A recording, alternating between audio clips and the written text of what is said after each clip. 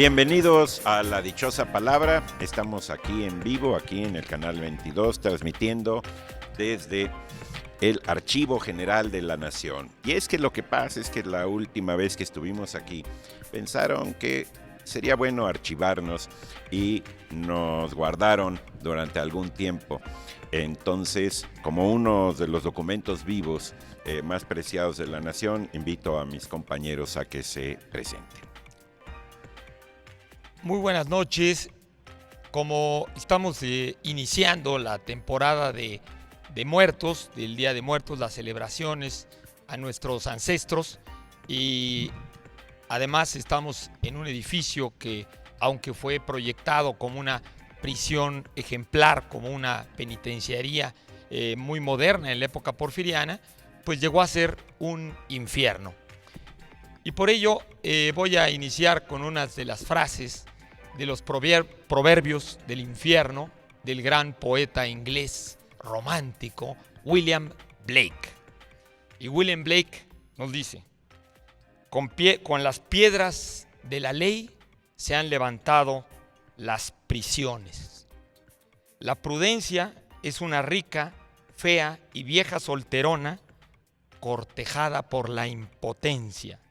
Aquel que desea, pero no obra, cría pestilencia. Soy Germán Ortega Chávez. Muy buenas noches. Gracias.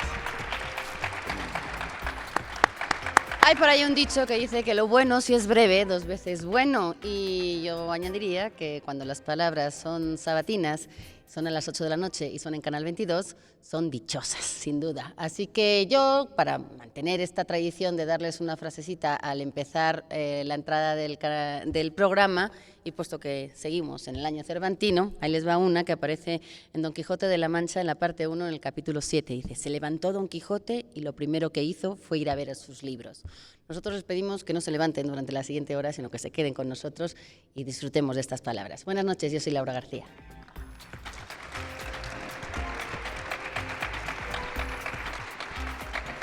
Los muertos, con un fuego congelado que abraza, laten junto a los vivos de una manera terca. Viene a ocupar el hijo los campos y la casa que tú y yo abandonamos quedándonos muy cerca. Con el amor a cuestas, dormidos y despiertos, seguiremos besándonos en el hijo profundo. Besándonos tú y yo, se besan nuestros muertos, se besan los primeros pobladores del mundo. Estos versos y muchos otros iluminados y asombrosos se encuentran en el poema Hijo de la Luz y de la Sombra de Miguel Hernández. Soy Pablo Bullosa, buenas noches.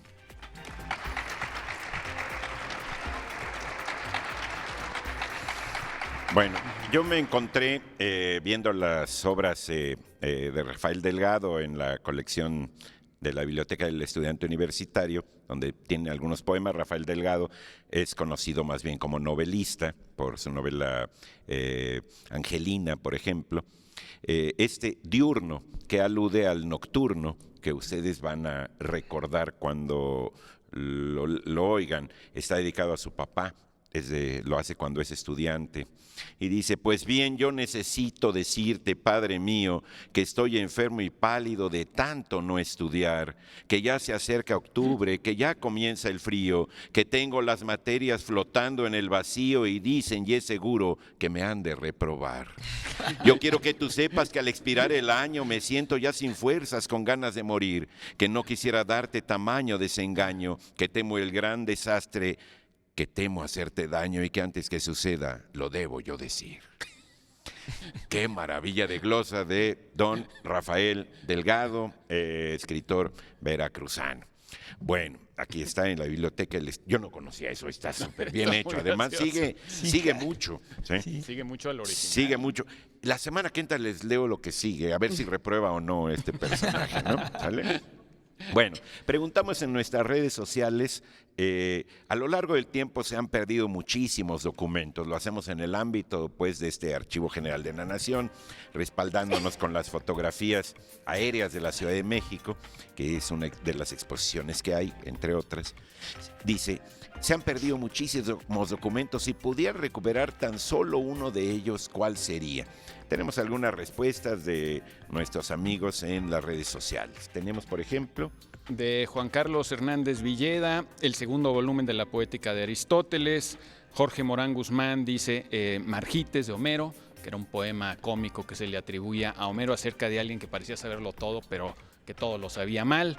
Carlos García dice las tragedias griegas que se perdieron en la Biblioteca de Alejandría.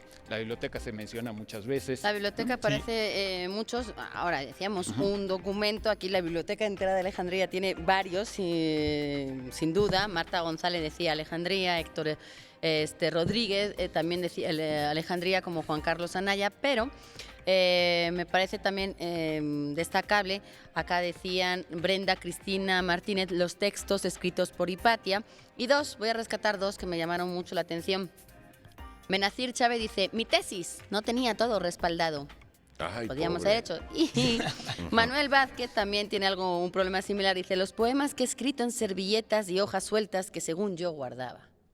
Bueno, aquí nos mencionan también 4 veces Héctor Cognajur, Norman Lacayo Cortés, Delia García Avilés y también nos mencionan los códices mexicas, los códices mayas y por supuesto en conjunto todas las tradiciones y los escritos mesoamericanos, de los cuales por supuesto sobreviven muy pocos. Ahora, referido a algún texto, dice aquí los libros que le quemaron a Don Quijote y las escrituras del Palacio Nacional Mexicano, las escrituras. Bueno, si Está bien, ¿verdad? Yo creo que es muy curioso que se mencione mucho lo de la Biblioteca de Alejandría. A lo mejor eran puros libros de superación personal de los fenicios o una cuestión así, ¿no? Habría que tener cuidado porque sí es cierto, eso sucede mucho en las respuestas que nos dieron. Sí. También hablando de escrituras, como mencionan en la pregunta que le hacen a Germán, ¿dónde habrán quedado esas escrituras que menciona López Velarde cuando dice el niño Dios te escrituró un establo? A ver, ¿dónde están esas escrituras? Digo Sí, yo. están en arameo. O la- Esas- o la Los del- veneros de petróleo el diablo, que o- me imagino que O también. las escrituras de la carpintería de José, ¿no? Seguramente. Bueno, Ahora, tenemos preguntas que nos han hecho aquí, quienes nos acompañan aquí en el Archivo General de la Nación. Y bueno, ¿quién pues, si quién quieren, aquí, comienza? Alexander Juárez. Alexander Juárez, ¿por dónde está Alexander Juárez? ¿Qué se fue o qué pasó? Sí, Se porque el metió en frío una- está muy... en un archivo. también tenemos muchos mosquitos, ¿eh? A lo Pero mejor como no Alexander estamos Juárez se fue. embarazados ninguno de nosotros, no nos preocupa por lo del Zika y esas cosas. Ujú. Bueno, pues a mí me pasaron una aquí de ustedes. Alexander Juárez nos pregunta, en relación a la penitenciaría, ¿qué significado tiene el término apandado o apando? Bueno, por supuesto, seguramente muchos de ustedes lo sabrán, pero mucha gente de nuestro público no.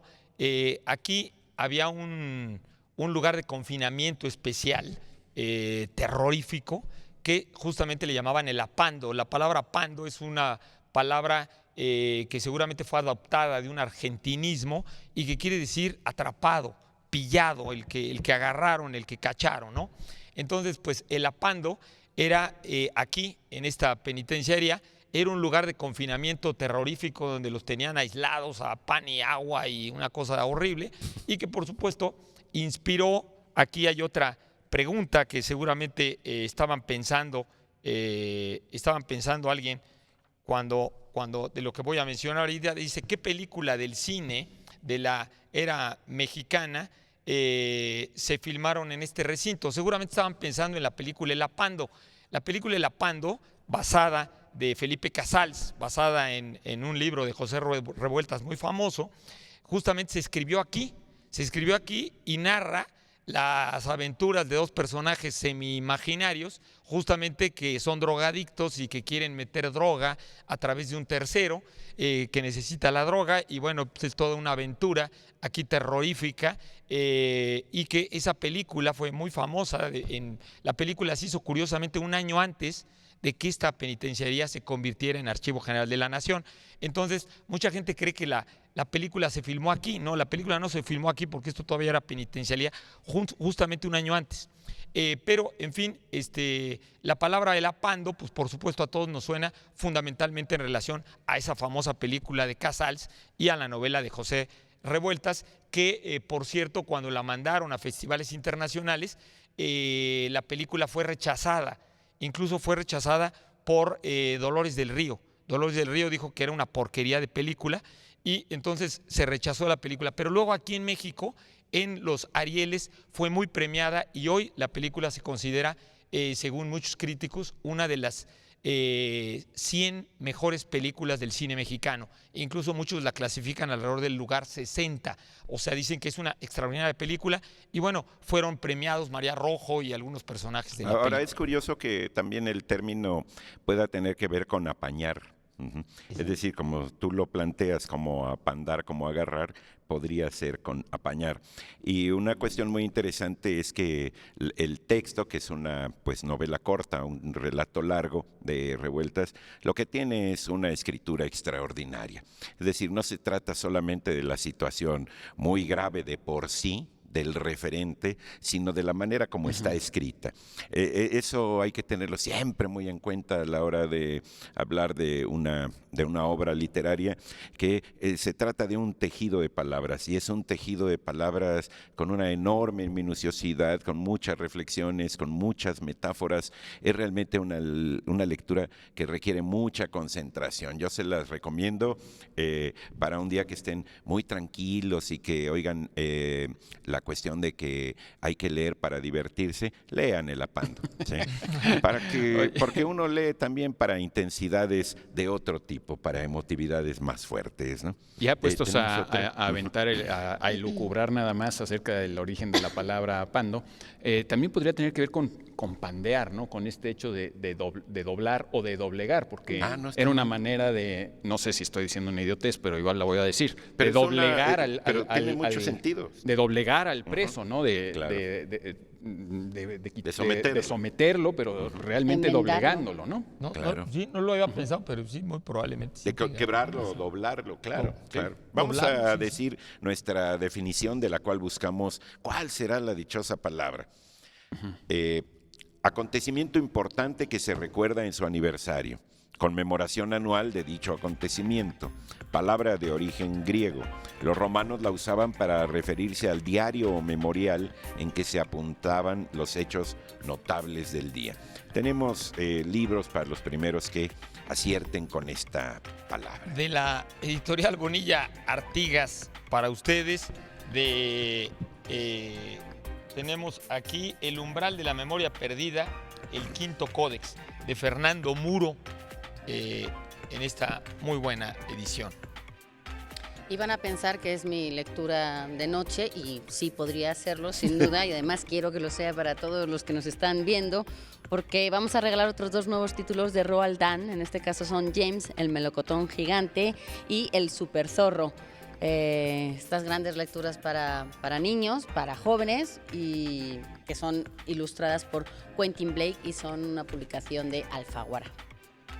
Y también tenemos ejemplares de esta novedad, la nueva novela de Margot Glantz, Por breve herida. Margot Glantz, nuestra amiga, la autora ganadora, entre otros, del premio Phil, autora de las genealogías El rastro, Coronada de moscas, y de este nuevo libro, Por breve herida, que lleva, entre otros, un epígrafe que explica un poco quizá el título. Lo está tomado de Pedro Calderón de la Barca, que decía: por breve herida expira y se desangra. Margot Glantz. Es una cortesía de Sexto Piso. Muy bonito el libro, ¿eh? Muy bien. Tenemos preguntas para el público que nos acompaña aquí, en este recinto. Quiero nada más acotar que acabo de ver en la librería Los cuentos reunidos de Roald Dahl. Sí. No sé si esa edición, porque como tenía plastiquito no la rompí, estaba en la mesa de novedades, tenga también las obras para niños. Yo creo que eran más bien las de adultos, ¿no? Bueno, ahí les van las preguntas. Cuando intentó reformar la orden en Nuestra Señora del Monte Carmelo, Juan de Yepes fue detenido por los frailes calzados, él no estaba casado, y encerrado en una prisión conventual durante casi un año. Entonces escribió 31 estrofas de uno de los poemas místicos más importantes de la lengua española. ¿Cómo se llama ese poema? ¿Qué nombre le damos a ese poema?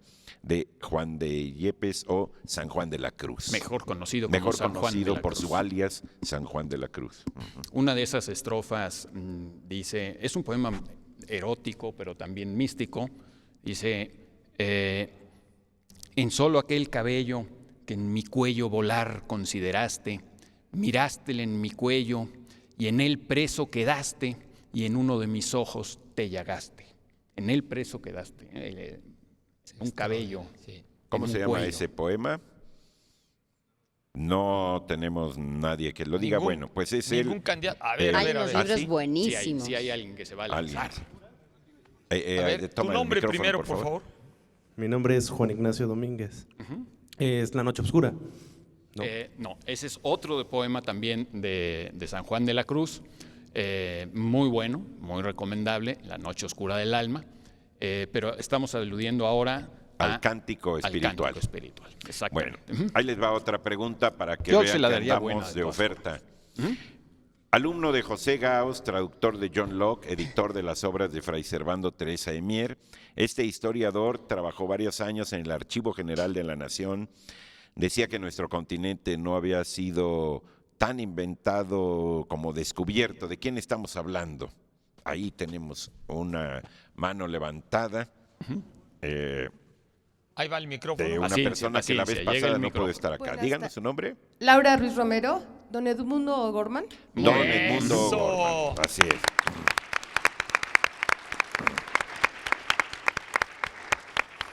Don Edmundo Gorman, que quiero avisarles que tiene una calle con su nombre allá en Tijuana, en una colonia de puros nombres de pintores. En realidad se equivocaron y querían poner Juan O'Gorman y pusieron Don Edmundo Gorman. A Don Edmundo supo eso, yo se lo platiqué cuando todavía estaba vivo y le dio mucho gusto estar rodeado de pintores. Bueno, vamos a un corte y regresamos en un momento.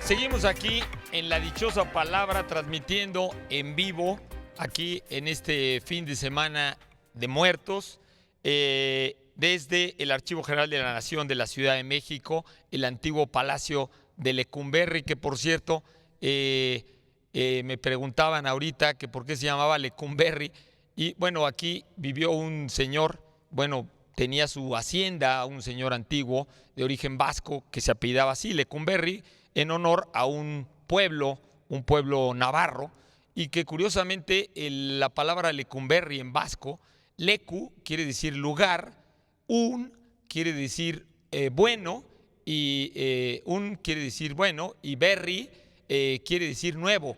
O sea que parece chistoso que los mandaban al nuevo buen lugar, ¿no? Al nuevo buen lugar a los que venían aquí a la prisión.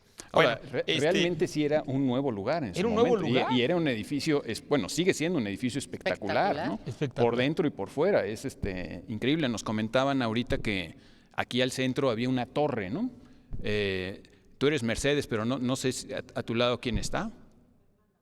Fernanda, exactamente. Que son nuestras anfitrionas y que conocen todo sobre este lugar y nos Aquí estaban... había, exactamente, que había una torre que arquitectónicamente veía el mismo grupo de guardias, podían observar para todos lados porque los edificios son radiales. Entonces las crujías eran radiales y entonces desde la misma torre podían observar para todos lados porque estaban en el mismo sentido. ¿Qué es lo que significa un panóptico, ¿no? Que era, ojo, los papás esos tienen que tener en sus casas un panóptico, ¿no? Sí, un panóptico.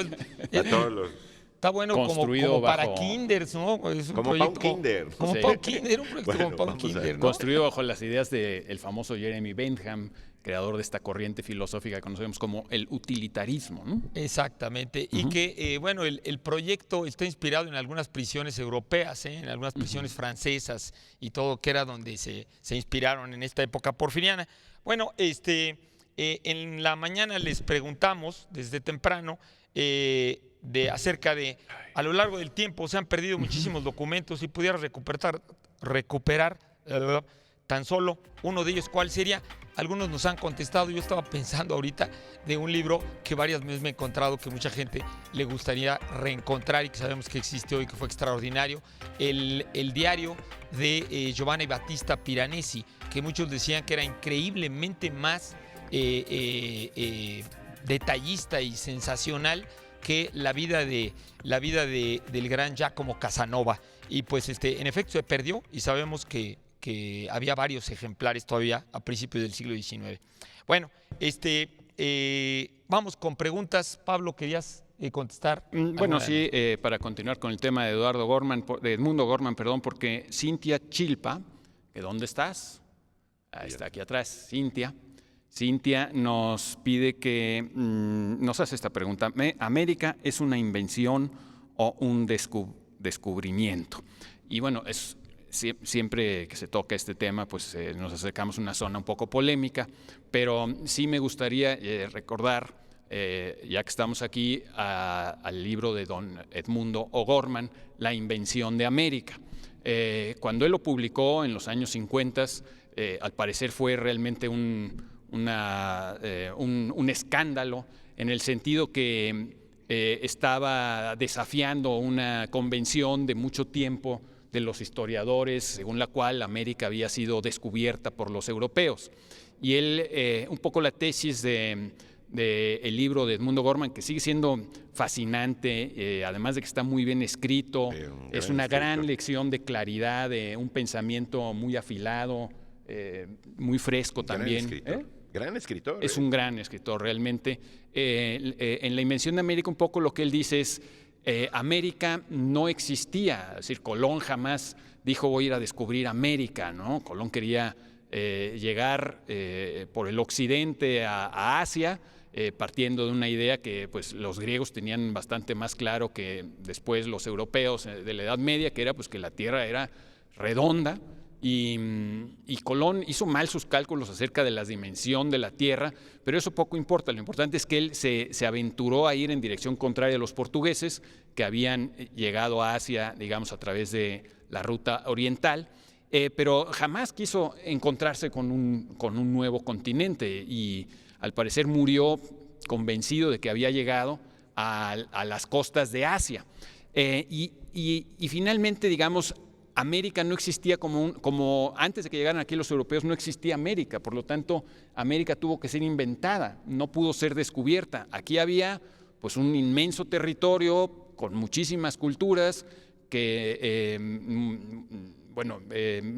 no tenían una idea cabal del territorio que ocupaban, es decir, los aztecas no tenían ni la más remota idea de la existencia de los incas, por ejemplo, claro, ni de que ocuparan un continente, ¿no? Es decir, incluso el concepto continente es un concepto completamente europeo. Entonces, realmente lo que hicieron o lo que sucedió fue que los europeos plasmaron en este territorio sus sueños, sus mitos, sus temores también, sus esperanzas e inventaron América.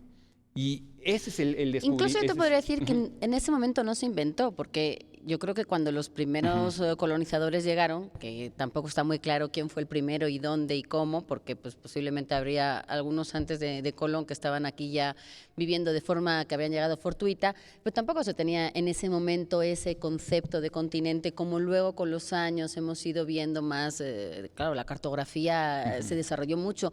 Lo que yo sí creo es que se inventó América como continente, como lo que tú has dicho, como idea, pero para los, digamos, los europeos o para los que en ese momento se aventaron, sí fue un descubrimiento. Evidentemente para los que estaban aquí no, porque ya estaban viviendo acá, no fue un descubrimiento, pero como tal, Colón tampoco lo descubrió, puesto que él estaba convencido de que había llegado a las Indias, pero sí para los europeos sí hubo un descubrimiento, porque no sabían que había un continente Claro, entre medias de América, de Europa y Asia. Pero el concepto de América es una invención, es decir, no existía antes de que lo inventaran, o de, si lo quieres decir tú, de que lo descubrieran. Es decir, en ese momento se inventa ese concepto de América, se inventa la posibilidad de un continente, etcétera. Digamos, no quiero.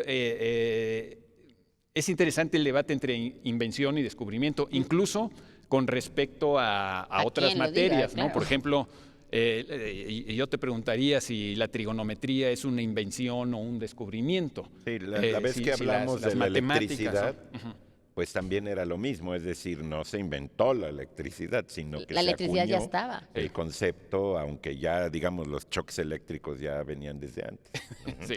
Ahora, Entonces, pero por ahí ejemplo, si tú descubres eso- una nueva ruta para llegar a tu casa desde aquí, por ejemplo, pero tú no la conocías, para ti sí es un descubrimiento, Claro. aunque Sí. estuviera ahí.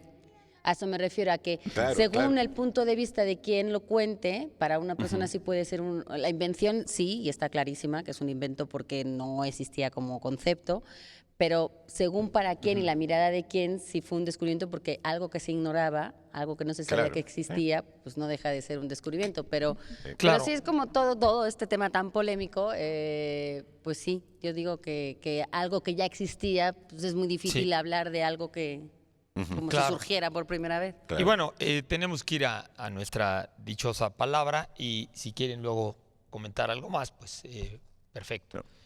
Nuestra dichosa palabra del día de hoy, acontecimiento importante que se recuerda en su aniversario, conmemoración anual de dicho acontecimiento, palabra de origen griego. Los romanos la usaban para referirse al diario o memorial en que se apuntaban los hechos notables del día. Laura, para los que adivinen, Pues nuestra Ediciones trae esta colección para entender, y en este caso José Carreño Carlón nos ayuda a entender los medios de comunicación en estos tiempos tan conflictivos, en los que los medios de comunicación tienen mucho que ver en cómo se entiende todo en general. Bueno, pues aquí una mirada, un análisis de gente experta que se ha dedicado a estudiar un poco lo que está pasando. Tenemos también de Antonio Mancini una novela negra italiana, Una primavera de perros, la última excentricidad de Rocco Schiavione. Esta es una cortesía de Editorial Salamandra y de Océano. Vean que sí se trata de una novela negra. Pablo, la revista. Lo es una novela negra. Y también tenemos, perdón, que me esté durmiendo, una suscripción anual a la revista Este País. Como ya es tradición en nuestro programa, si todavía alcanzan en su local favorito a encontrar este número, verán que es el número de aniversario de nuestro suplemento de cultura, que ha cumplido ya 11 años y que tiene colaboraciones de Alberto Blanco, Alberto Ruiz Sánchez, Fabio Morábito, Vicente Querarte, Jorge Fernández Granados, Julieta García y otros. Y tenemos un libro de viajes escrito por un joven escritor que se llama Homero, no viene el apellido, se llama Odisea, y es una cortesía de Penguin Random House. Lo que es interesante es que es una versión en verso de Fernando Gutiérrez. Ah, caray, está padre eso de una versión en verso. Por cierto, recuerden, Odiseo quiere decir herido en el muslo, o sea que era medio cojito Ulises. Bueno, preguntas para ustedes, a ver, pónganse abusados. Poeta español que terminada la guerra civil huyó a Portugal, cuyas autoridades le entregaron al gobierno de Franco. En la cárcel recibió una carta de su esposa Josefina en la que le informaba que ella y su hijo no tenían más que cebolla y pan para comer. Entonces escribió Las nanas de la cebolla. murió en la cárcel, enfermo, con tan solo 31 años. ¿De qué poeta estamos hablando? ¿De qué gran poeta español estamos hablando? Turiruri. En esas nanas de la cebolla dice, entre otras cosas, refiriéndose al niño, al Por aquí, octavo mes ríes con 5 azahares, Ya. con 5 diminutas Ya que por aquí ferocidades, Pablo ya lo mencionó, una gran pista, a ver, ¿sí? Pero como es la única que tenemos, no sé si... Sí, que vuelva a responder, ¿no? Bueno, al parecer es Miguel Hernández. Al parecer es- Exactamente, Miguel Hernández, muy bien. Ahí va otra. Escritor inglés muerto en 1731, que estuvo más de una ocasión en la cárcel y a la que sus 59 años publicó la novela que lo haría pasar a la historia. Esta obra trata, según su título original, de la vida y las aventuras de un hombre que vivió 28 años en la soledad de una isla deshabitada, no muy lejos del litoral de América, cerca de la desembocadura del gran río Orinoco, habiendo sido arrojado a la costa después de un naufragio en el que todos los hombres murieron excepto él. Digamos, el nombre del escritor del que estamos hablando y el título de su más famosa novela. Un hombre A ver, en una Ahí isla hay una desierta. mano A levantada. ver acá. Sí. Ahorita te pasan el micrófono. Tu nombre, por favor, primero. Robinson Crusoe, Sí. Daniel Defoe, Sí. Muy Exacto, bien, pero tu ¿tu nombre, nombre? es... Fernando Coronel. Gracias. Fernando, felicidades. Exactamente.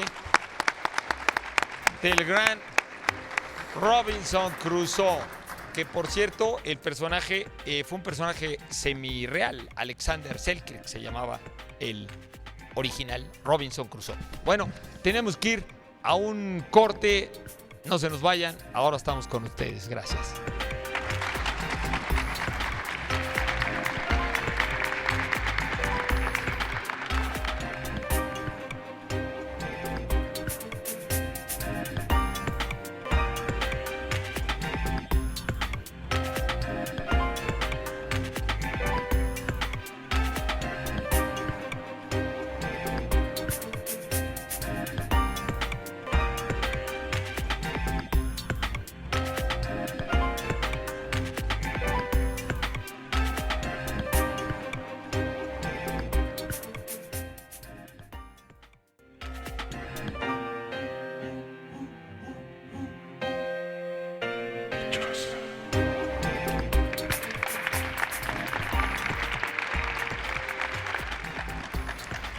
Seguimos aquí en La Dichosa Palabra, último sábado de octubre. Estamos en el Archivo General de la Nación, donde ustedes pueden venir a visitarlo durante toda la semana, por supuesto todo el año.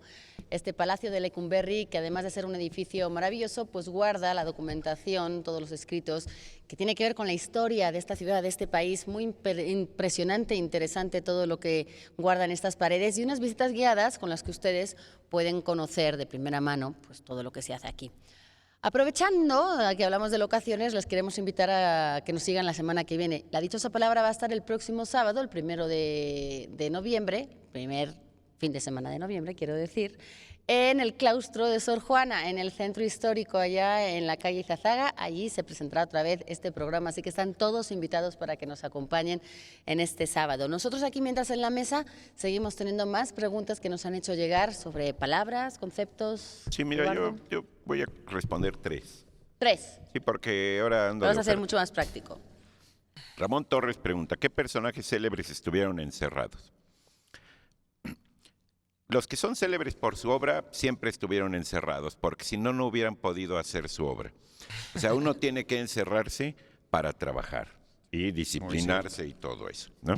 Hay otros que son delincuentes y se vuelven famosos porque los encierran, pero es otra cosa. Luego, Silva Castañeda nos pregunta, ¿qué es la vanidad recíproca? La vanidad recíproca, tú y yo sabemos qué es. Tú y yo sabemos. ¡Ay, ya, vanidoso! ¿Y la tercera? La tercera, que si comentamos, esto está muy interesante porque tiene que ver con lo que hemos hablado sobre las cartas de Hernán Cortés. Lo pregunta Federico Villavicencio. Yo ahí, sobre las cartas se llamaban cartas de relación. Casi todas las cartas, me decía una vez Pablo Bullosa, son de relación, ¿sí? Uno cuando tiene una relación, pues escribe cartas. Pero en este caso se trata de... No eran tan de amor. Las cartas de relación eran incluso un género, porque eran un informe al mismo tiempo que una carta. Entonces tenía cierto carácter, por así decirlo, jurídico, cierta jurisprudencia, aunque no tan legal, para eso. Yo creo que las cartas de relación de Cortés, donde básicamente busca el apoyo del rey de España, el emperador, para su empresa de conquista, son un verdadero monumento a la escritura. ¿Por qué? Porque imagínense ustedes, no era una cuestión de mandar un Twitter o un Facebook o un email, ¿no? Sino todo el tiempo que se tardaba en llegar. Entonces la carta es un prodigio de retórica, tiene que convencer solamente con la pluma. ¿Sí? No puede convencer con otras cosas, no puede decirle, ay, te invito a un oporto y vamos a platicar y así, ¿no? No están tete a tete, no están de frente. Y entonces tiene que desplegar toda lo que llama Beatriz Pastor una ficcionalización propia muy interesante. Y Cortés haya hecho lo que haya hecho, el chiste es que crea una cuestión de volver su rebelión, porque era un rebelde, volverla a un servicio y ponerse a él, que era un rebelde, como un modelo. Es decir, hay un proceso de ficcionalización, de construcción de un personaje propio, que era el propio Cortés, que tiene que ser muy convincente. Leídas como un documento, como un ejercicio de retórica, como un ejercicio de querer convencer a alguien solamente por escrito, de justificarse. Es una barbaridad de proceso, ¿no? El libro de donde yo saco esta idea, que me impresionó mucho y me convenció mucho, se llama El proceso de ficcionalización de la conquista de México, de una investigadora española, Beatriz Pastor, ¿sí? Es una maravilla de libro. Las distintas cartas de relación, cuenta la conquista, cuenta lo que hizo, cuenta sus rebeldías, sus enemigos, y todo lo va acotando. Pongo un ejemplo. Dice, y entramos en batalla, ¿sí? En el plural nosotros. Y luego, cuando termina, si la batalla fue exitosa, dice, y yo gané. Sí. Es decir, pasa del nosotros al yo, igual como cuando, no sé, la selección mexicana gana, que uno dice ganamos, ¿no? ¿Sí? Y cuando pierde dice uno, pues perdieron, cara. ¿Sí? No, y además ahí había... hacemos ese procesito, exactamente lo que está haciendo Cortés, perdón, Laura. ¿Sí? No, es que sí había una manera de contar las cosas con una intención, es decir, Cortés estaba aquí con una misión que le habían encargado desde la corona de España y está siempre sujeto a una serie de... digamos, misiones y cumplimientos y objetivos, que luego hizo un poco acá lo que le pareció y que fue totalmente lo que tú decías, un rebelde porque no seguía las instrucciones. Por eso él tenía que estar todo el rato justificando que él lo que estaba haciendo era lo que no le quedaba más remedio que hacer. Y en ese caso...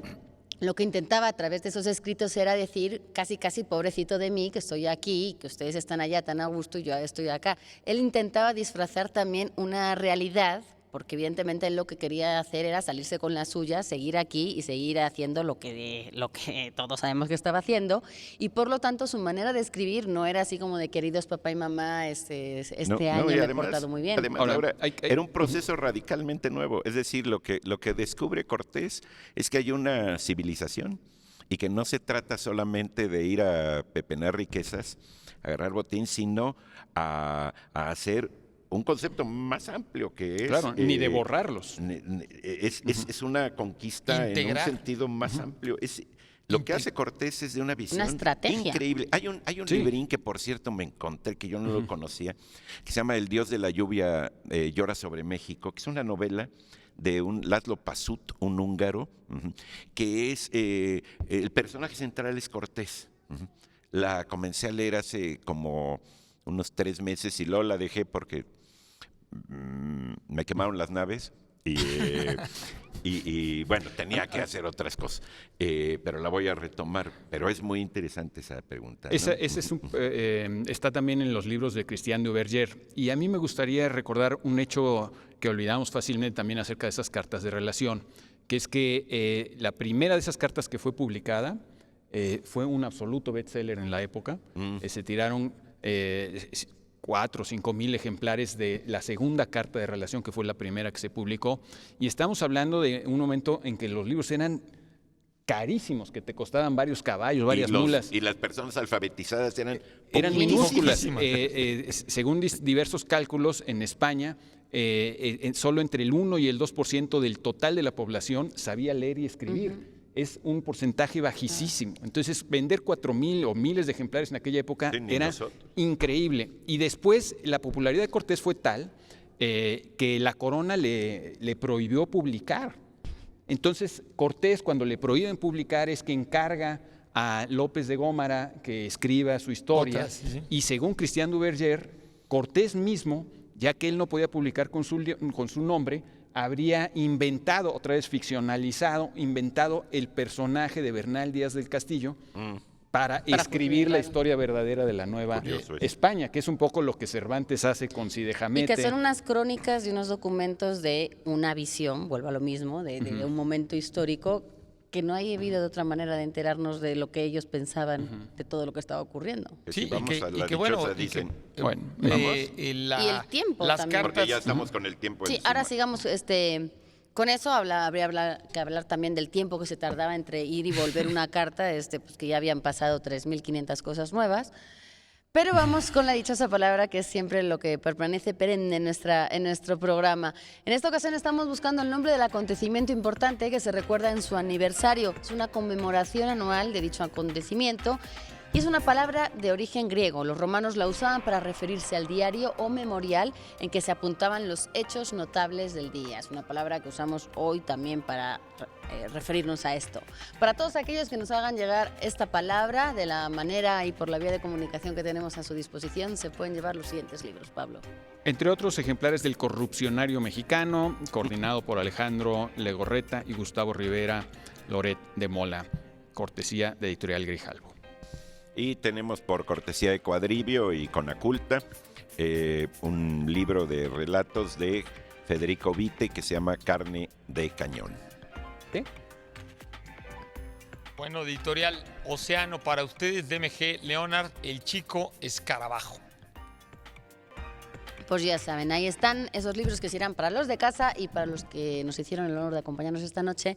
Estamos aquí con 2 nuevas preguntas y con más libros que tenemos aquí para regalarlos.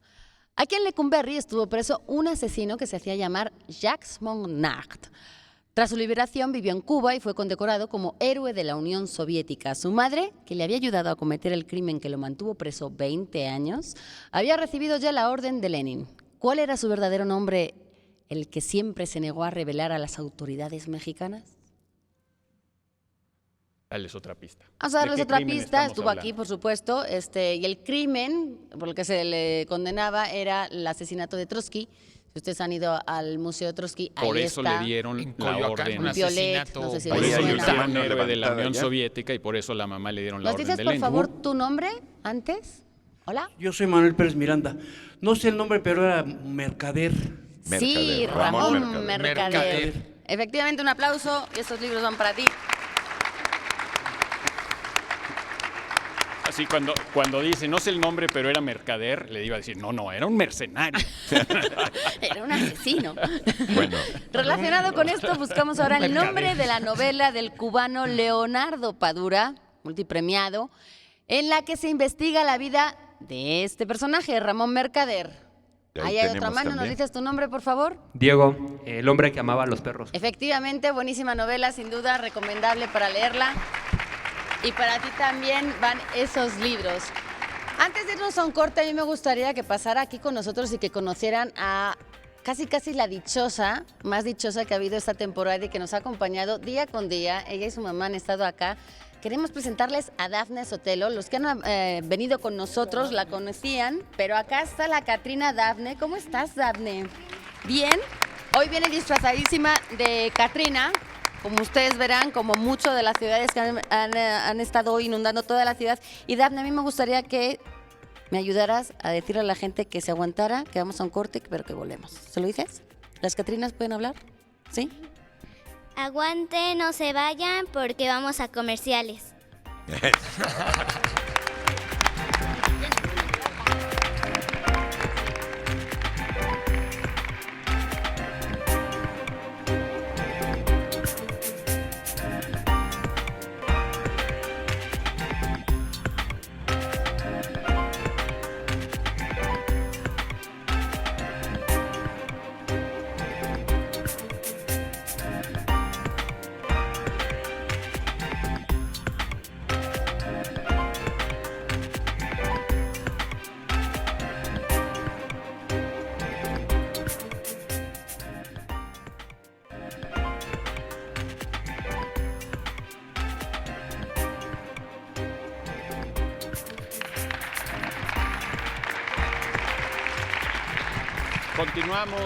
Continuamos nuestra transmisión especial desde el Archivo General de la Nación, al terminar la cual algunos de ustedes podrán preguntarnos qué mosco nos picó.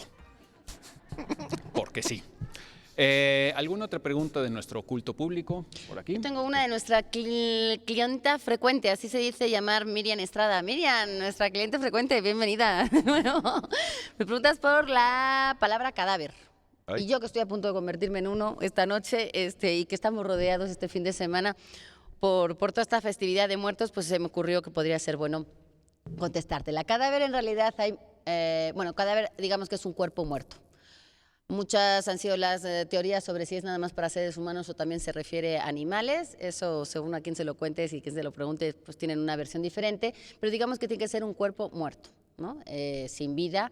Y viene de caer, cadere, ¿no? Un cadáver, alguien que se ha caído, que no permanece en pie. Digamos que es como una metáfora, de alguna manera, se ha caído. Hay una versión, cadáver, ¿no? hay una versión un poco popular, muy bonita, pero totalmente inverosímil, que dicen que en la antigua Roma, los romanos al enterrar a alguien, lo que hacían era poner en la lápida, en el sepulcro, un acrónimo.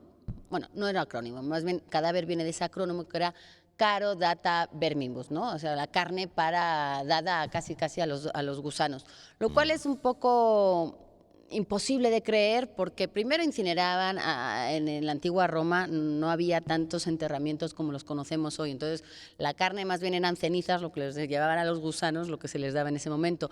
Pero digamos que durante mucho tiempo le gustó mucho a la gente decir que ese cara data vermibus, cadáver, podría ser ese acrónimo que diera lugar a esta palabra, pero no, tiene que ver con caer.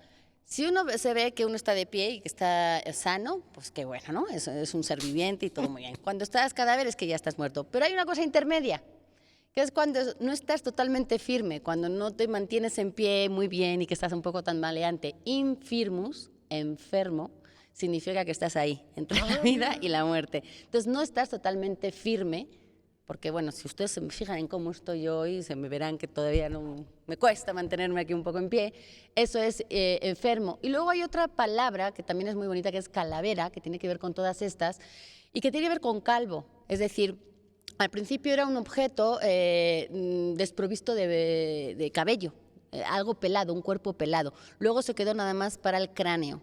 Y la calavera, si uno se fija, son los huesos, el conjunto de huesos que forman la cabeza. Pero hay una acotación, siempre y cuando permanezcan unidos y estén despojados de la piel y de la carne. Es decir, no cualquier hueso de la cabeza es una calavera. Tiene que ser todos juntitos y sin piel. Eso sería. Luego, en México, pues ustedes lo saben mejor que yo, que se le llama así a cada uno de los faros traseros de un coche. Eso sí, no tengo ni idea, luego me dicen por qué. Y luego están las calaveritas literarias, que son estos versos, que se supone que es lo que uno le diría a alguien cuando se muriera. Pero que es, el trasfondo es, te voy a decir lo que no me atrevo a decirte en todo el año, y así como entre broma y como muy jocosamente, te voy a dedicar unos versos para hacer alusión a... Ahora ya se usa hasta decir cosas bonitas, pero normalmente siempre eran con el afán de decir algo que tuviera que ver con exaltar tus defectos y hacerlos un poco en tono de broma y de humor y burlón, pero Era algo que no te atreves a decir, digamos, en el día a día, pero se supone que es como lo que yo te diría, casi como un epitafio para cuando te murieras, ¿no? Sí. En Bueno, Argentina también es alguien muy vividor, es alguien que está trasnochado. ¿Por qué? Porque cuando uno es calavera se queda como muy flaco y cuando uno lleva mala vida, se supone, depende de la mala vida que lleve, que adelgaza y se queda. El gran calavera. Bueno, Estaba Laura García hablando de calaveras. No sabemos si lo dice de mentiras o de veras. ahí está, un ejemplo improvisado aquí por Eduardo Casar. Bueno, vamos a dar la dichosa palabra de esta noche. Acontecimiento importante que se recuerda en su aniversario, conmemoración anual de dicho acontecimiento, palabra de origen griego. Los romanos la usaban para referirse al diario memorial en que se apuntaban los hechos notables del día. Era la respuesta, desde luego, efeméride. Los ganadores, algunos ganadores de Tenemos hoy, algunos de entre los de otros. Twitter, Andros Eric, Héctor Bertier, Vicente Varas y Daniel, y en Facebook, Gloria Adriana Muñoz, Andrés Atbul, y Tina Modotti y Pascual Reyes. Hay Entre más, por otros. supuesto, que vienen Bueno. por otras vías, pero esos son algunos de los que se pondrán en contacto la producción para hacerles llegar. Tres sus- cosas más. La primera, la más importante, queremos dar las gracias al Archivo General de la Nación por habernos recibido y a su directora Mercedes de Vega, que está aquí acompañándonos. Gracias por Y acompañarnos. que se sabía Mercedes. varias de las respuestas. La segunda, muy importante también, es que la próxima semana vamos a hacer el programa en vivo en la Universidad del Claustro de Sor Juana, allá en Izazaga. Les pedimos que lleguen temprano, por ahí de las 7 de la noche. Además habrá nuevo horario para entonces. Entiendo, Cierto. que entre el Cambien horario. su Retrasen reloj hoy el en la reloj noche. hoy. Y lo último es darle las gracias a todos los que nos acompañaron aquí, al staff de Canal 22, a todos los que han visto nuestro programa desde la comodidad de su hogar, espero que sin moscos. Y calentitos. Pues muchísimas gracias, Germán Ortega, Laura García, Eduardo Pablo Casar. Bollosa. Pablo Ullosa. Nos vemos la próxima semana. Pablo Laureano. Gracias.